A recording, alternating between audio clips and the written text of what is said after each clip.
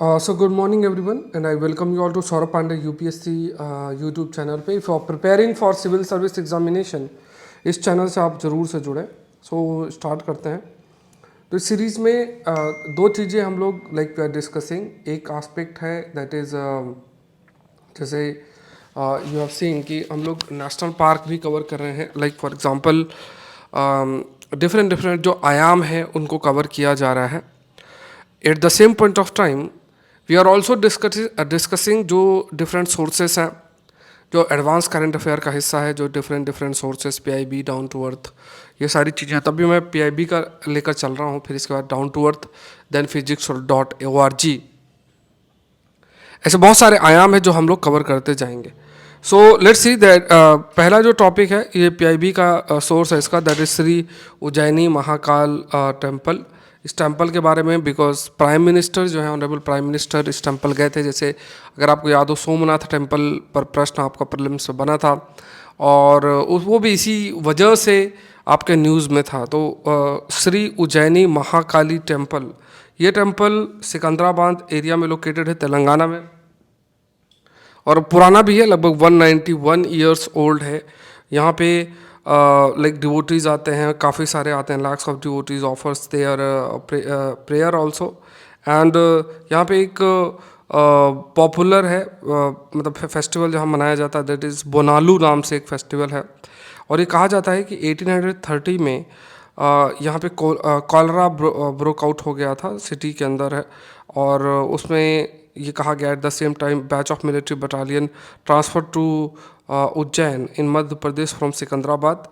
And dholi bearer Surti Appaiah along with his associated sent to Mahakali Devasthanam at Ujjain and prayed for the benefit of the people, and the people, if the people saved from the epidemic, he will install a deity of the goddess.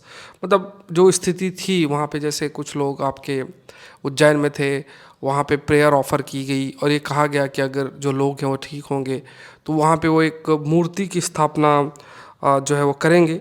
किसके द्वारा ये कहा गया था? ये सुरती अपैया करके थे एक, उनके द्वारा ये कहा गया था. as soon as they have returned from Ujjain, Apaya and his associate installed the idol made of wood in Secunderabad in 1814. तो फिर जब वो आए वहाँ से, उज्जैन से वापस आए, तो उन्होंने एक जो मूर्ति है, वुड की बनी हुई जो मूर्ति है, उसको इंस्टॉल किया सिकंदराबाद के अंदर. तो ये एक फिर वही जो जहाँ मूर्ति इंस्टॉल की, तो उसी को फिर इस उज्जैनी महाकाली टेम्पल नाम से रखा गया. अब उज्जैनी महाकाली जो टेम्पल है, जैसे नाम से आपको पता रखना चाहिए कि जैसे अगर आप देखोगे तो उज्जैनी शब्द आते ही आपको उज्जैन शब्द होगा. और ये टेम्पल का लोकेशन हो सकता है, अगर आप प्रीलिम्स का एग्ज़ाम दे रहे हो तो प्रीलिम्स में अगर ऑप्शन रहता है तो of course you will mark जो भी कोई एरिया नदर्न पार्ट का ऑप्शन में होगा. अगर उज्जैन होगा तो आप उज्जैन मार्क कर दोगे. But this temple is located in Secunderabad. Secunderabad में लोकेटेड है. और कहाँ पे लोकेटेड है? That is Secunderabad in Telangana. Next देखते हैं, सारीपुट्टा मोगालाना करके है, ये एक है. ऑनरेबल प्राइम मिनिस्टर जो है वहाँ से like ideals of Lord Buddha as million of devotees in Thailand paid obeisance to the sacred relic of the Lord Buddha and his disciple Arhat Sariputta and Arhant Mahamogalam. तो देखो आपको क्या ध्यान में रखना है कि ये दोनों जो नाम हैं, दैट इज़ सारिपुट्टा एंड मोगलाना, ये एक आप कह सकते हैं छात्र के रूप में या फॉलोअर थे, बहुत बड़े फॉलोअर थे या फिर छात्र के रूप में थे किसके? लॉर्ड बुद्धा के. तो जैसे अभी जो प्राइम मिनिस्टर हैं, ऑनरेबल प्राइम मिनिस्टर इंडिया के, वो विज़िट किया था जब उन्होंने थाईलैंड या बैंकॉक में, तो उन्होंने जो ये दोनों हैं इनकी मूर्तियां जो है वो आपकी प्रोवाइड की थी. और इस वजह से इनके बारे में हमें जानना चाहिए, that is Sariputta and Moggallana, also called Mahamoggallana, were the two chief disciples of the Lord Buddha. तो यहाँ पे ये ध्यान में रखना है, often stylized as the right hand and the left hand disciple of Lord Buddha respectively. तो मतलब उनका बाएं हाथ दाएं हाथ के रूप में उन्हें कंसिडर किया जाता था. तो लॉर्ड बुद्धा के कंटेक्स्ट में फिल फाइंड दिस थिंग. तो ये इंटरेस्टिंग चीज़ है. जैसे कई बार ये प्रश्न है आपका यू कैन से कि पूछा भी जा सकता है। एंड ये भी कहा जाता है कि फिर धीरे धीरे इन्होंने एनलाइटमेंट है, जो ज्ञान है वो हासिल किया, और जो मैसेज है लॉर्ड बुद्धा के वो उसको स्प्रेड करने में एक जो इम्पोर्टेंट रोल प्ले किया। तो ठीक है, तो ये ध्यान में रखना है कि ये सारे के सारे ऐसे टॉपिक्स कवर करना ज़रूरी होता है, और मैं आपके लिए कवर भी कर रहा हूँ। ठीक है, तो these topics are really very very important and you not to miss these topics. और नेशनल पार्क भी I am covering for you all. National park की जोग्राफी है वो भी कवर किया जा रहा है। अभी भी मेरे थोड़ा सा माउथ में आई थिंक थोड़ा अल्सर हो रखा है, तो बोलने में दिक्कत हो रही है। तो मे भी थोड़ा वॉइस में दिक्कत हो, बट आई होप आपको क्लैरिटी हो रही होगी। कोई दिक्कत ऐसा नहीं होगा कि समझ में नहीं आ रहा हो। कुछ दिक्कत हो तो कमेंट सेक्शन में just let us know. Next देखते हैं गेवरा माइन के बारे में। ये भी जगह न्यूज़ मतलब ये न्यूज़ में है गेवरा माइन। तो ये छत्तीसगढ़ बेस्ड कोल इंडिया सब्सिडरी है जिसका नाम eastern coalfield limited Gevra mine है। तो कहा गया कि ये जो गेवरा माइन है जो कि छत्तीसगढ़ की है, ये लार्जेस्ट कोल माइन एशिया की बन गई है एक तरीके से। एंड इसे एनवायरनमेंट क्लियरेंस भी दिया गया। अभी अपनी प्रोडक्शन कैपेसिटी को इंक्रीज़ करेगी to 70 billion tons per annum. इतना अपने प्रोडक्शन कैपेसिटी को इसको इंक्रीज़ करना है। कहा गया कि ये जो गेवरा है ये बड़ा एक प्रोजेक्ट है साउथ ईस्टर्न कोलफील्ड लिमिटेड के द्वारा, and it became the largest coal mine in the country last year, जिसका एनुअल जो प्रोडक्शन है वो लगभग 22 to 23 रीचिंग 52.5 मिलियन टन्स के आसपास है। ये है, तो बस आपको ध्यान में रखना है गेवरा माइन कहाँ लोकेटेड है, क्या स्पेसिफिकेशन है, ये कुछ पॉइंट्स आपको ध्यान में रखना है। देखो मैंने प्रयास किया कि आप लोग को जो हिंदी में कंटेंट है वो भी आपको प्रोवाइड हो, तो इसको आप लोग थोड़ा सा आप जो भी हिंदी माध्यम से हैं वो अपना हिंदी कंटेंट रीड कर सकते हैं। एंड प्रयास करें कि रिवीजन जो है ज़रूर से ज़रूर करते जाएं। अगर 24 की तैयारी कर रहे हैं तो काफ़ी सारे जो कोर्सेस रन हो रहे हैं सौरभ पांडे CSE ऐप के अंदर, जिसको लास्ट में मैं डिस्कस आपके लिए कर दूंगा, तो वो उन कोर्सेज को आपको ढंग से अपना कर लेना है। नेक्स्ट देखते हैं Sangam digital twin initiative. Department of telecommunication DOT उन्होंने एक सेंटर जिसका नाम है telecom centre for excellence TCOE, इसमें ये जो टेलीकॉम सेंटर ऑफ एक्सेलेंस है इसने स्टार्ट किया है एक आउटरीच प्रोग्राम जिसका नाम रखा गया संगम डिजिटल ट्विन इनिशिएटिव। अब इसमें एम क्या है कि किस तरीके से जो इंफ्रास्ट्रक्चर प्लानिंग और मैनेजमेंट किया जाए, तो उसके लिए ये डिजिटल ट्विन इनिशिएटिव जो है सामने रखा गया है। संगम दिल्ली होस्टेड ये जो है इसको IIT दिल्ली में एक प्रोग्राम भी हुआ था, और एम ये था कि इनोवेशन और प्लानिंग के बीच का जो गैप है उसको कैसे ब्रिज किया जाए, इनोवेशन एंड प्लानिंग किस तरीके से जो है लाया जाए, और किस तरीके से अर्बन डेवलपमेंट में उसका जो रोल है उसको समझा जाए। तो यहाँ पे कई सारे ऐसे इनोवेशंस हैं जो कि फ्यूचर हो सकता है हमारे जो अर्बन डेवलपमेंट है, सिटीज़ का जो डेवलपमेंट है उस कंटेक्स्ट में, तो उस चीज़ पर भी काफ़ी डिस्कशन हुआ। फिर डिपार्टमेंट ऑफ टेलीकम्युनिकेशन ने जो ये संगम डिजिटल ट्विन इनिशिएटिव है इसको लॉन्च भी किया, और कई सारे जैसे industry leaders, startup, MSME, academia, innovators, forward thinkers, इस पे उन्होंने भी इस पे पार्टिसिपेट किया था।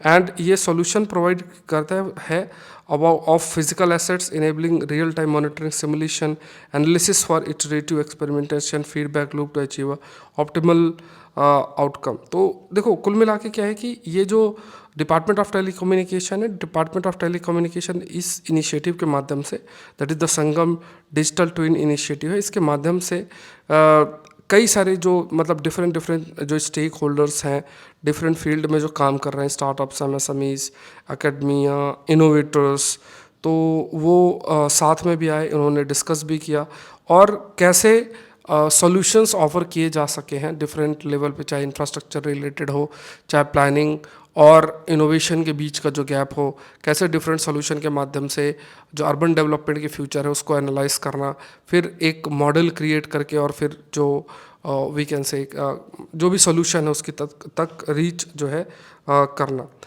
अब इसमें ये मतलब सब अपने अपने सॉल्यूशंस भी प्रोवाइड करेंगे। अच्छा, ये सॉल्यूशन किया जाएगा, ये प्रॉब्लम है, इसका ये सॉल्यूशन है। तो उस बेसिस में जो भी सॉल्यूशंस है, जो बेस्ट होगा उसको पिक भी किया जाएगा।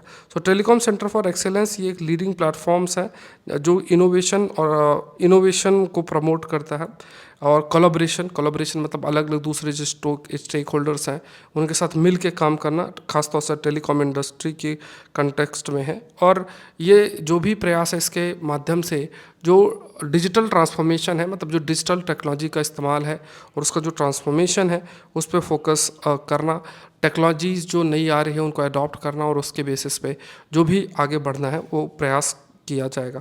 तो ये कुछ फैक्ट्स है, थोड़ा सा बस इतना ध्यान रखना, ज़्यादा नहीं। नेक्स्ट देखते हैं, इंडो बांग्लादेश प्रोटोकॉल रूट है। इंडो बांग्लादेश जो प्रोटोकॉल रूट है डेवलप किया गया इंडिया और बांग्लादेश के द्वारा, एंड इसका खासतौर से जो एम क्या है कि कैसे एक अल्टरनेटिव रूट प्रोवाइड किया जाए। कैसे, लाइक फॉर एग्जांपल अगर देखा जाए तो सिलीगुड़ी कॉरिडोर है आपके पास, जिसके माध्यम से जो मेनलैंड इंडिया है नॉर्थ ईस्टर्न रीजन से कनेक्टेड है। अब वो बहुत ही छोटा कॉरिडोर है, जोग्राफिकल भी कई प्रकार के कंस्ट्रेंट उसमें प्रेजेंट होते हैं। तो उसको चैलेंज को मीट करने के लिए we are trying to connect north eastern region via Bangladesh. तो from Guwahati to Jogighopa to Kolkata and Haldia port, ये इनके बीच में कनेक्टिविटी, जैसे यहाँ पे सिराजगंज, दिखावो, दिया खोआ ऑन रिवर जमुना, ये अलग अलग आप कह सकते हैं कि कनेक्टिविटी इस्टेब्लिश करने के लिए है। इसी तरीके से आशुगंज, जाकीगंज रिवर कुशियारा में ऑन द IBP रूट, मतलब इंडिया बांग्लादेश प्रोटोकॉल रूट है, ये डेवलप किया गया to connect with river Brahmaputra and river Barack.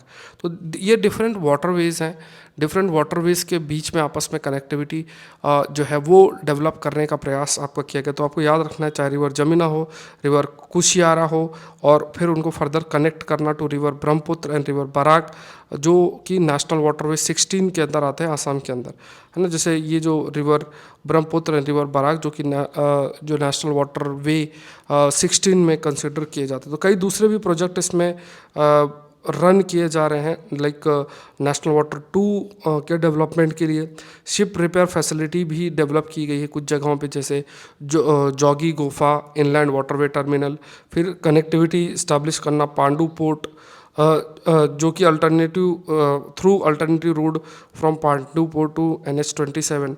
And तो देखो, आपको जैसे कंफ्यूज नहीं होना, but just you have to understand, इसमें पूरा लाइन टू लाइन रटना नहीं है, लेकिन आपको ध्यान में रखना है कि अबाउट द कनेक्टिविटी आस्पेक्ट, कि जैसे मान लो इंडो बांग्लादेश प्रोटोकॉल रूट है तो उसमें क्या क्या है। तो खासतौर से इसका एम क्या है कि जो नॉर्थ ईस्टर्न स्टेट्स हैं उसमें गुवाहाटी से लेके फिर Jogighopa to Kolkata and Haldia port, इनके बीच में कनेक्टिविटी इस्टेब्लिश करना। इसमें वाटरवे कनेक्टिविटी भी है, ब्रह्मपुत्र, कुशियारा, बाराक रिवर इनके बीच में है। There are ports also, Pandu port जिसे हम कहते हैं।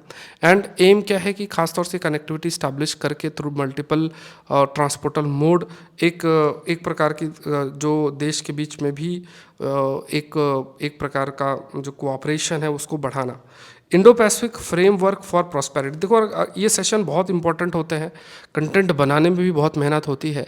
तो सेशन को लाइक बटन आप लोग ज़रूर से प्रेस करें, और जब भी सेशन अटेंड करें तो अपने कमेंट सेक्शन में भी ज़रूर से हाईलाइट करें।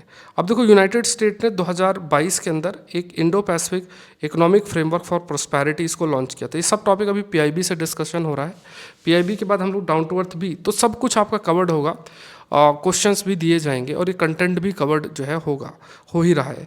तो यूनाइटेड स्टेट ने लॉन्च किया था Indo Pacific economic framework for prosperity, जिस पे Australia, Brunei, Fiji, India, Indonesia, Japan, Korea, Malaysia, New Zealand, Philippines, Singapore, Thailand और वियतनाम देश इससे जुड़े हुए। अब देखो, एक आप जब समझना है कि अगर आपसे पूछे कि ये जो इंडो पैसिफिक फ्रेमवर्क है फॉर प्रॉस्पेरिटी, ये जो कौन से देश इसका हिस्सा है, तो आपको आइडिया होना चाहिए बेसिकली कि ये देश जो है इसका हिस्सा है। अब इसमें अगर इस फ्रेमवर्क की बात करें तो इसमें जो प्रयास किया गया कि साथ में मिलकर इकोनॉमिक आर्थिक विकास है, सभी का विकास, इंक्लूसिवनेस लेकर आना, इकोनॉमिक्स के अंदर जो कॉम्पिटिटिवनेस है वो मेंटेन करना, eight the same point of आपस में कोऑपरेट करना, स्टेबिलिटी लाना, पीस के लिए रीजन के अंदर काम करना, ये सब इसका एम आपका Indo Pacific framework for prosperity पे रखा गया। अब इस पे कई सारे इसके जो पिलर्स हैं, पहला व्यापार बढ़ाना आपस में, दूसरा सप्लाई चेन है, जैसे कुछ प्रोडक्ट हैं या रॉ मटेरियल हैं, फिनिश्ड प्रोडक्ट हैं, तो उनके ये जो भी देश हैं तो उनके बीच में एक प्रॉपर सप्लाई चेन मेंटेन रखना, क्लीन एनर्जी का इस्तेमाल करना, रिन्यूएबल एनर्जी, और टैक्स और एंटी करप्शन मेजर्स हैं, ये सारी चीज़ें इसके पिलर्स हैं। तो ये बहुत इंपॉर्टेंट है, मेंस के लिए भी इंपॉर्टेंट है, प्रीलिम्स के लिए भी इंपॉर्टेंट है। So this IPF is design to be flexible. It means कि ऐसा नहीं कि जितने भी मेंबर्स हैं उन्हें चारों पिलर्स ज्वाइन करने पड़ेंगे, इनमें से एक कोई भी या पिलर जो है वो ज्वाइन कर सकते हैं and they can be a part of it. तो यहाँ पे ये पॉइंट आपको ध्यान में रखना है। नेक्स्ट देखते हैं, एक रिपोर्ट है decade of science technology panorama for आत्मनिर्भर भारत रिपोर्ट। तो साइंस, टेक्नोलॉजी और इनोवेशन, अब इसमें जैसे जो रिपोर्ट है कि science and technology last decade में क्या उसका रोल रहा है, तो काफ़ी इम्पोर्टेंट रोल रहा है। जब हम प्रोग्रेस की बात करते हैं, इकोनॉमी को शेप करने की बात करते हैं, हमारी जो क्वालिटी ऑफ लाइफ की हम बात करते हैं, तो उसमें एक इम्पॉर्टेंट रोल रहा है।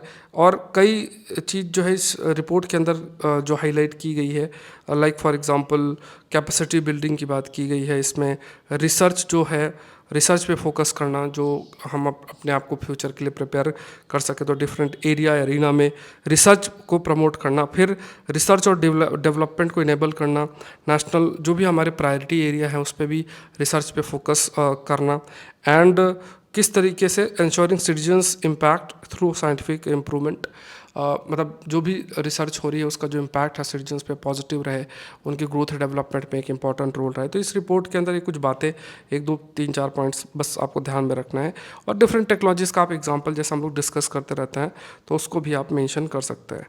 तो यहाँ पे again if you are preparing for this year exam, तो देखो यहाँ पे एक तो 2 ईयर एडवांस करंट अफेयर का जो कोर्स है वो आपका चल रहा है, प्लीज़ इसको मिस नहीं करना है। अगर आप 24 की तैयारी कर रहे हैं, 25 की कर रहे हैं तो नहीं करना है।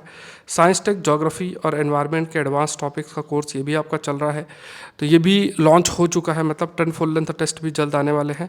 एग्रीकल्चर फॉर GS इसका भी है, इंटरनेशनल, सब कोर्सेज का लिंक डिस्क्रिप्शन बॉक्स में है। कोर्सेज आप इनको ज्वाइन कर सकते हैं, दीज आर अफोर्डेबल कोर्सेज और प्रीमियम कोर्सेज हैं, ये आप कह सकते हैं, ज़्यादा इनकी प्राइसिंग भी नहीं है, और आपके ये इस साल की प्रिपरेशन के लिए बहुत इंपॉर्टेंट आप कह सकते हैं, क्योंकि देखो एग्रीकल्चर फॉर GS हर साल एग्रीकल्चर से भी अगर आप क्वेश्चंस देखो 7-8 क्वेश्चन तक रीच हो जाते हैं, इंटरनेशनल रिलेशन में 7-8 प्रश्न पहुंच जाते हैं, अगर आप मैपिंग अपनाओगे तो और ज़्यादा बढ़ जाते हैं। करंट अफेयर्स में तो सारे सब्जेक्ट्स के एडवांस टॉपिक्स तो एडवांस करंट अफेयर्स से ही आते हैं। फिर आप ज्योग्राफी, एनवायरनमेंट, साइंस टेक की देख लो तो इन्हीं में से काफ़ी प्रश्न आ जाते हैं, लगभग एनवायरनमेंट में 18 प्रश्न आ जाते हैं, ज्योग्राफी जोड़ो तो और लगभग 15-16 प्रश्न इसके हो गए, साइंस टेक क्या 17-18 प्रश्न है। तो ये तीनों ही एरियाज़ हैं जिसमें काफ़ी प्रश्न आते हैं, इन एरियाज़ को आपको करके जाना चाहिए। स्टैटिक से ज़्यादा एडवांस पार्ट कवर होना चाहिए कवर, तो ये इसके वीडियोस भी काफ़ी सारे पड़ गए हैं, तो आप देख सकते हो। फुल लेंथ टेस्ट होगा तो मैं आपको बता दूँ, कोई क्वेरी है तो इस नंबर पर आप मुझे मैसेज कर सकते हैं। जल्द से अभी जो टेस्ट सीरीज चल रही है 599 की, तो वो उसमें एडमिशन्स आपके ऑलमोस्ट आप कह सकते हैं 1-2 दिन के अंदर ख़त्म ही हो जाएगा। जैसे ही 10 फुल लेंथ टेस्ट लॉन्च होगा उसमें एडमिशन स्टार्ट होगा, और ये प्राइस लगभग 899 जो होगा 10 फुल लेंथ टेस्ट का। और ये जो अभी टेस्ट सीरीज चल रही 599 की, जिसमें ये 10 फुल लेंथ टेस्ट भी इंक्लूडेड होंगे, प्लस उस पर 25 टेस्ट वो भी रहेंगे। तो सबका लिंक आपका नीचे डिस्क्रिप्शन बॉक्स में उस पर क्लिक करके आप ज्वाइन कर सकते हैं। सो आज के लिए इतना ही। आई होप ये सेशन आपके लिए हेल्पफुल रहा होगा। Thank you everyone, thank you.